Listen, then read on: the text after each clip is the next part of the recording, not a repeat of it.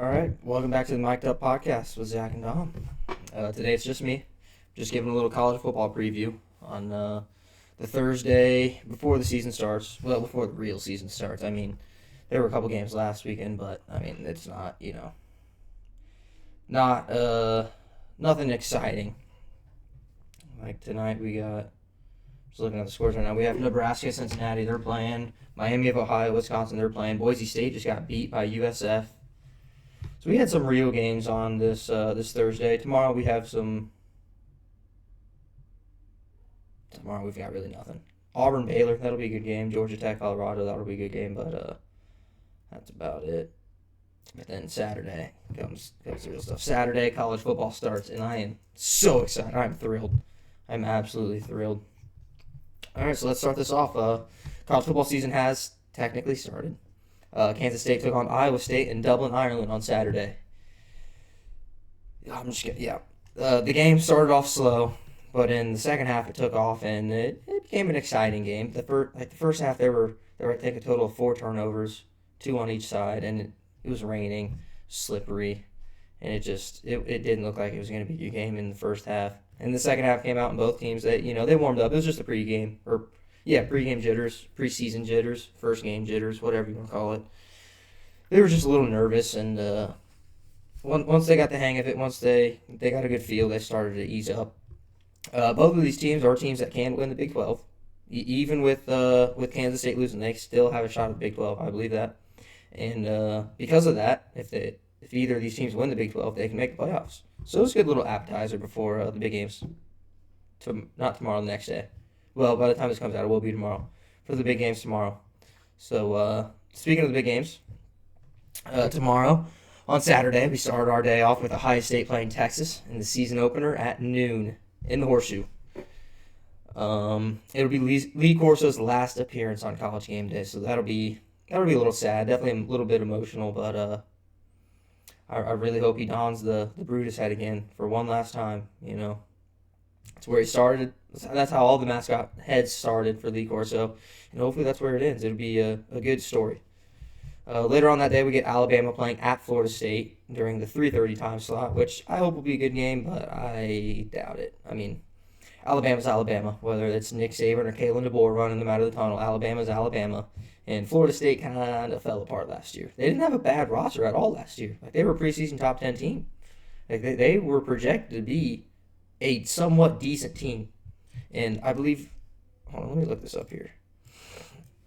I believe they went 2-4 or 2-10 last year, maybe 3-9. Football 2024. Standings. Oh no, that's what tell me this year. Give me a second here. Yeah, they went 2-10 last year. Oh my God, that is awful considering the team that they had. They didn't have bad players. Like it's not like they were a bad roster. The only teams they beat were Cal, and they beat Cal by 5, and then they killed Charleston Southern, some FCS school. Like they lost to Georgia Tech by 3, Boston College, Memphis, SMU, Clemson, Duke, Miami, North Carolina, Notre Dame, and Florida last year. They were just not a.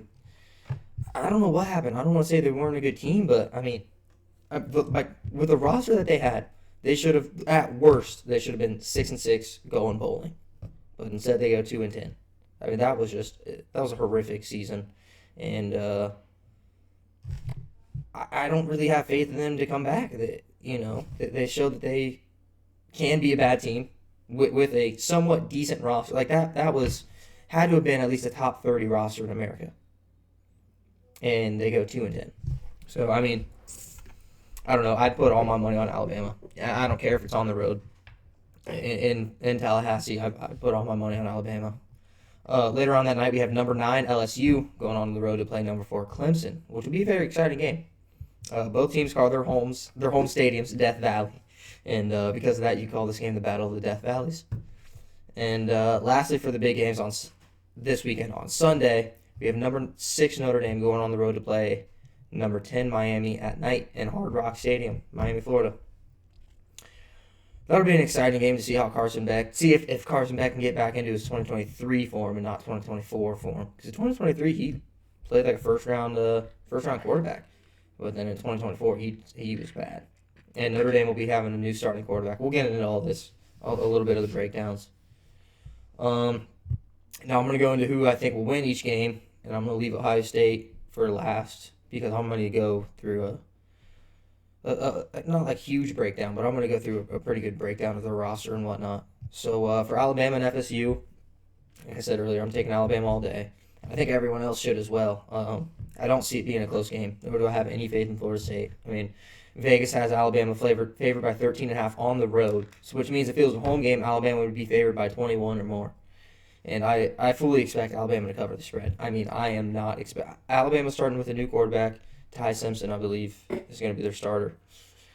But Florida State, man. Secondly, we have LSU and Clemson. Sorry. I do think these could be two of the top 10 quarterbacks in the country, with LSU having Garrett Nussmeier and Clemson having Cade Klubnik. I think Cade could be the best quarterback in the country. When it's all said and done after the end of the year, I think Cade could be the best quarterback in the country. I think he's a true senior. I don't think he's a redshirt senior. I think this is his fourth year. Yeah.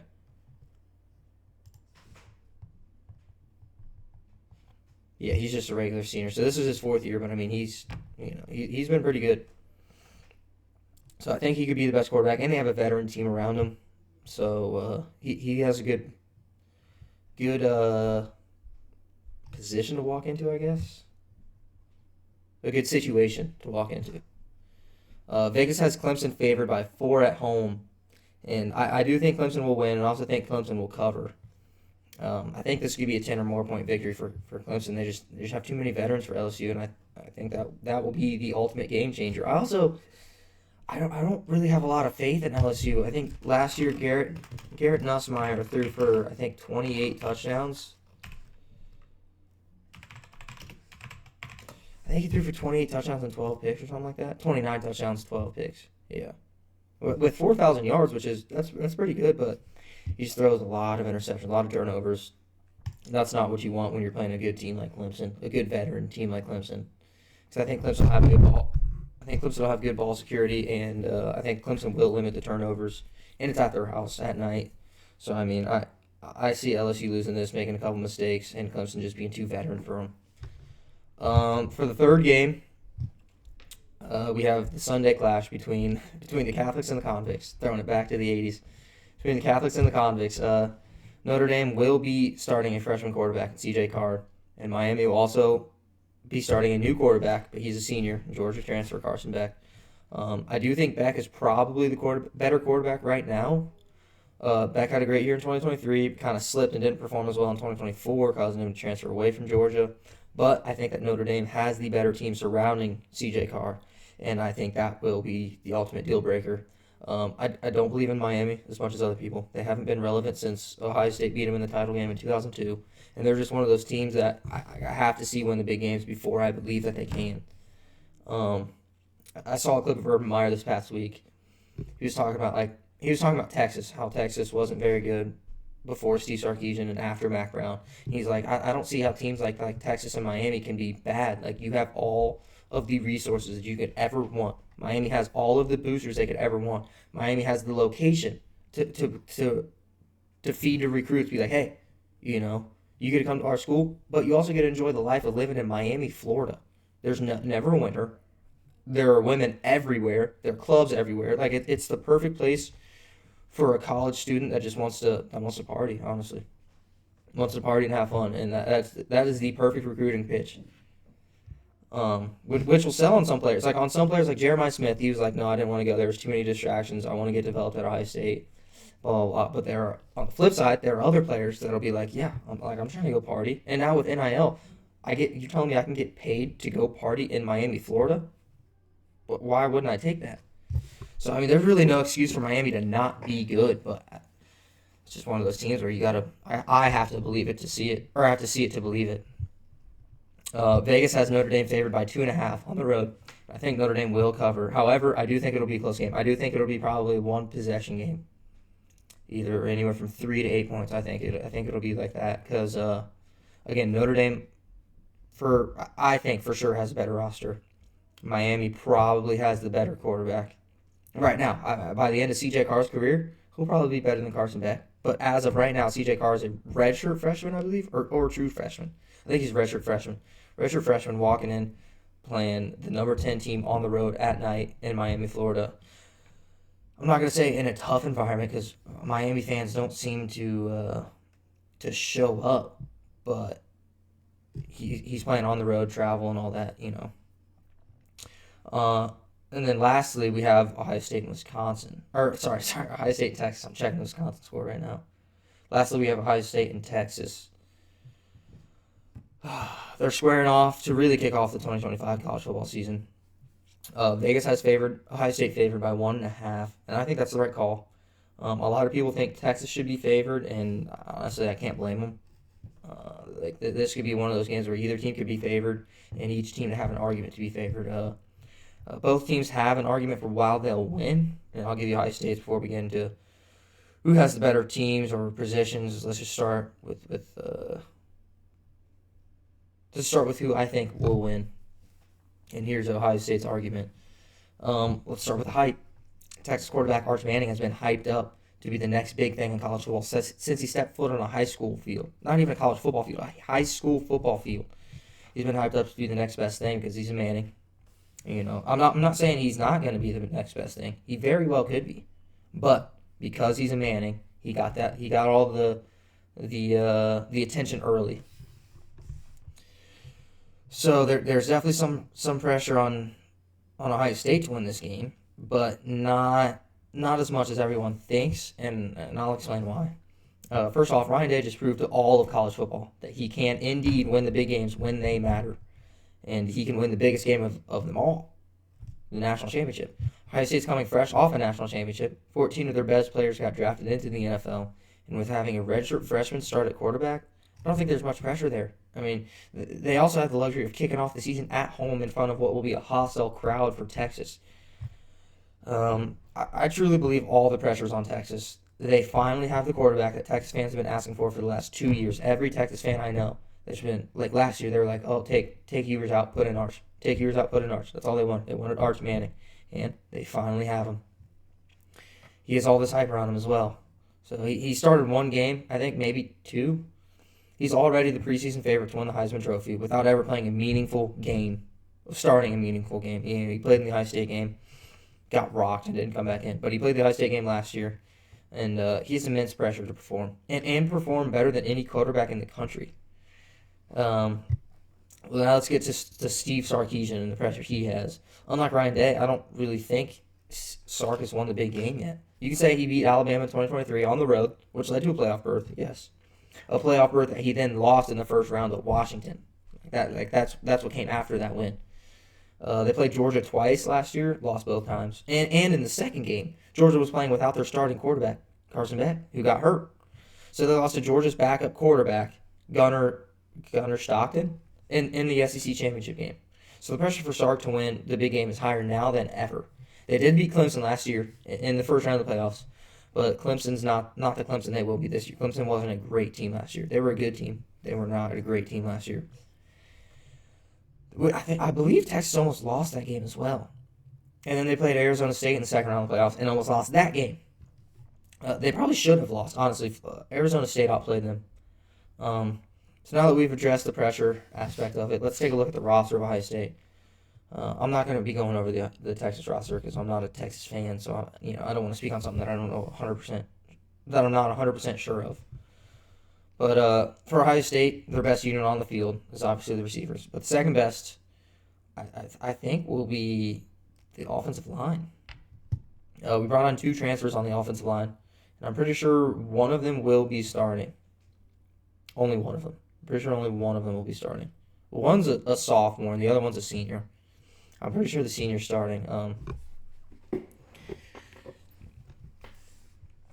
The actual depth chart hasn't been released yet, but I think Rice transfer Ethan Onionwa. Onionwa just going to say Ethan O. Ethan O playing at the right tackle position is where I think he'll be, with Austin Saraville playing at the left tackle.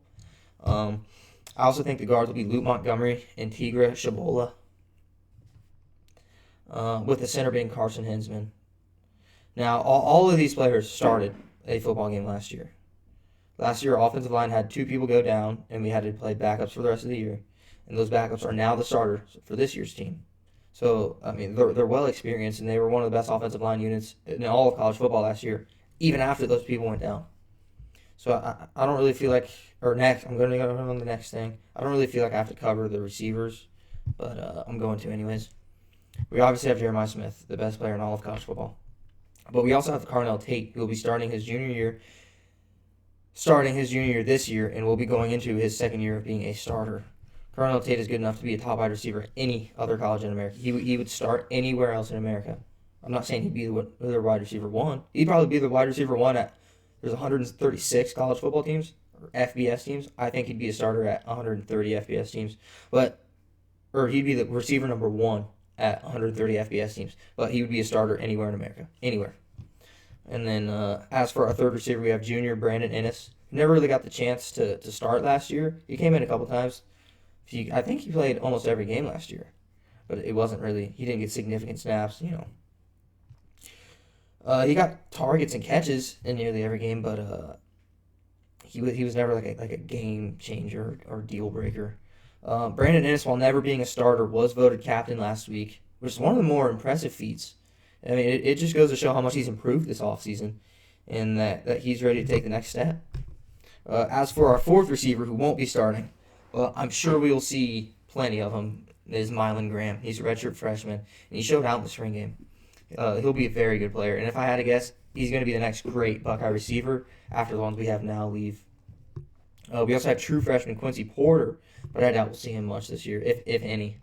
But he'll be named to remember for the next couple years. Once all these other guys leave. I'm going to stick with offense here. So next we have the tight ends. We brought in Purdue transfer Max Clare to be our starting tight end. And I think he has the potential to be the best tight end in all of American college football. And behind him we have a room. Wait, hold on. I'm going to go back to Max Clare. I believe he was a preseason All-American.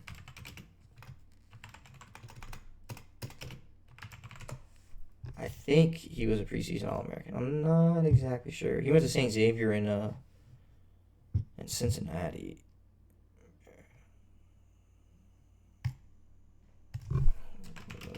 Max Clare preseason All-American. Yes. Okay, so he was a preseason All-American. Where was I at here? Next, we have Jelani Thurman, who played some last year. Will Kazmarek, who also played some last year, and Bennett Christian, who got a touchdown pass from Julian Sand when the backups were in. I forget which game it was. One of the games, Julian Sand rolled out to the left, threw a pass to Bennett Christian, and he took it for like 40-some yards, maybe 50.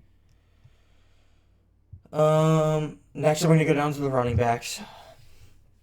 We have sophomore James Peoples. Give me a second. We have sophomore James Peoples, who will be our lead back. He played some last year. I mean, he didn't play a whole lot last year, but he did play some. I mean, not a whole lot because we had 2 first-round running backs. So he played some last year. And the coaches during training camp have been raving about him. So I feel very confident in him. And then our running back 2 will be West Virginia transfer C.J. Donaldson, who's a senior. He's a good, solid running back number 2. He's not going to be our lead back. I don't think he can. But he will be a good, solid running back 2 for sure. So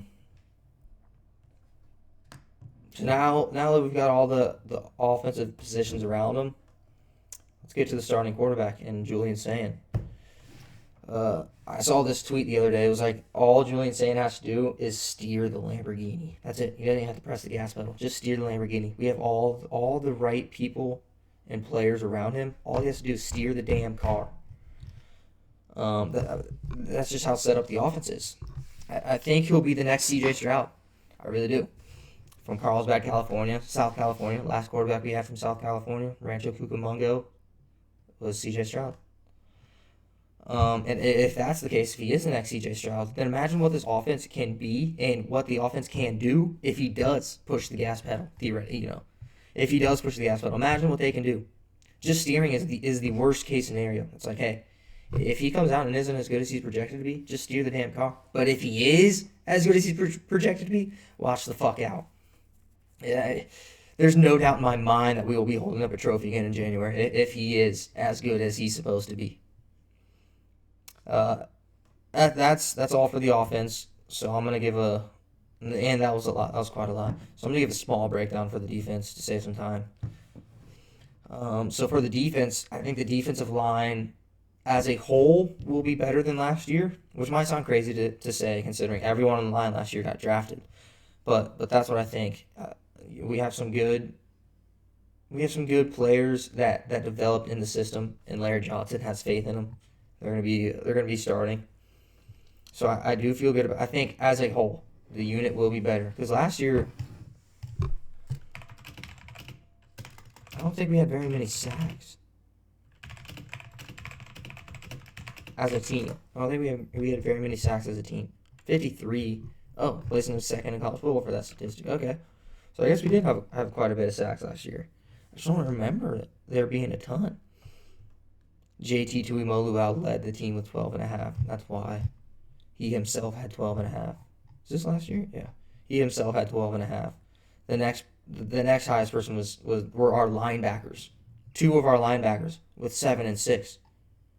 Like they were second and third right there. So JT was first. Okay, that's great. Oh no, sorry, Jack was second. Jack Sawyer was second. And then our linebackers. And then one of our defensive tackles had 3.5. The other one had 2.5. So I mean, there weren't really. I guess there were a lot on the defensive line, but our secondary and our linebackers also had quite a bit. Lathan Ransom had 1.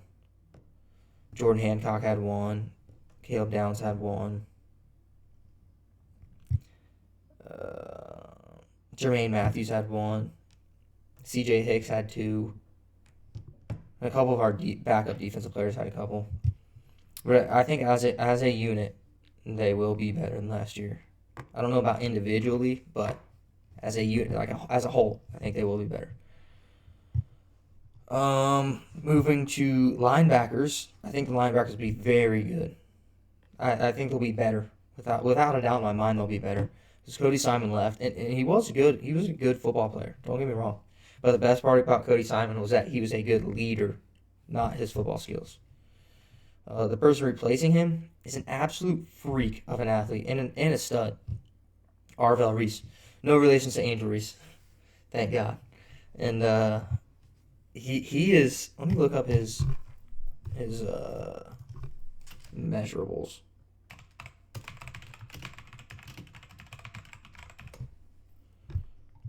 6'3", 6'4", 240. And he's fast. Like, dude, this dude is going to be a wrecking ball. Pair him with Sonny Styles. Oh my god. And so I feel like a lot of the problem last year, because Sonny Styles is an absolute freak. He's a unit. He's just like Arvell Reese. But part of the problem I think for Sonny Styles was we had Jim Knowles who came from Oklahoma State, and he didn't really know how to use these freak athletes because he's used to 3-star white kids or maybe a low 4-star white kid. But he has these absolute freak athletes, and he didn't really know how to use them. In comes Matt Patricia. He was the defensive coordinator during the Patriots dynasty. I mean, he knows how to use these players. He scouted these players every single year. He knows how to use these athletes correctly, and not like Jim Knowles did. So I think our linebacker room I think it'll take off. I think the cornerbacks will be slightly better than last year, or just about the same. I don't think they get worse. Last year we had a player who wasn't a starter, but played in every single game, which was Jermaine Matthews. And he played a lot of snaps last year, and he will be a starter this year, along with Davison Igbinosun coming back. So we have two corners that played a lot of snaps last year. Igbinosun was a starter last year, then we lost Denzel Burke, who's our other starter, but Jermaine would sub in. Every game, Jermaine would sub in, and he played. He was like a co-starter. So Jermaine and Igbinosun will be the cornerbacks. And then for safety, I think the safety and the running back room are the only two positions that are taking a hit. And I mean, like, the running back room is taking a hit because we had 2 second-round running backs get drafted. So, I mean, that's expected. Our free safety will be Caleb Downs. He's the second best player in all of college football. He's the best defensive player. So we have the best offensive player and the best defensive player. We have number 1 and 2 in the country. So there's no worry there for me. It's the other safety positions that give me some worry. Not a whole lot, but some.